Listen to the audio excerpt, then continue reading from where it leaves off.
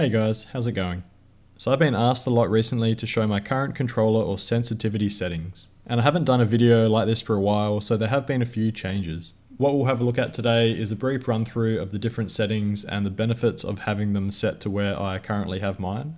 Again, if you're here simply to see what my current settings are, just check out the photo links in the description of this video. If you do find this video helpful, please give me a thumbs up. It definitely supports me and helps me to get my content out there. So let's get straight into it. I definitely recommend a Type B controller setup. The main difference is a more natural aim down sight mechanic. That is that you hold the trigger to aim down sights rather than having to toggle. I feel that this gives your overall settings a more authentic first person shooter type feel. I personally invert my Y-axis. This is purely a preference and I feel that it holds no benefit from a gameplay point of view. Dead zones refer to the amount of joystick movement you need to initiate character or in-game movement. So higher dead zones mean your joysticks will be less responsive to input. I have my right stick dead zone set to 4, as this is the joystick that controls your aiming. Anything lower I feel is just too jumpy and sensitive for my liking.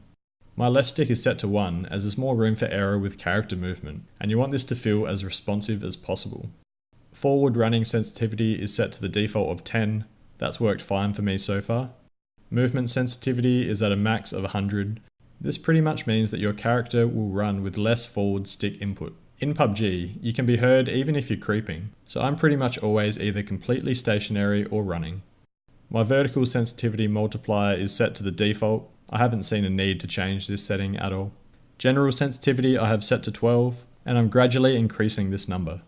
Aim acceleration is something that I didn't really understand at first. But essentially, it means that if you have a higher aim acceleration, it takes less time to reach your maximum turning speed. If you have aim acceleration off, it means that you have a consistent turning speed. And if you have it on at a low value, it pretty much means that you'll have more or less a consistent turning speed, but you will be able to keep up with moving targets, for example vehicles. For this reason, I have my aim acceleration on, but only set to 1. You can see in the video here the different parameters for having aim acceleration on as low or high, as well as when you have it turned off.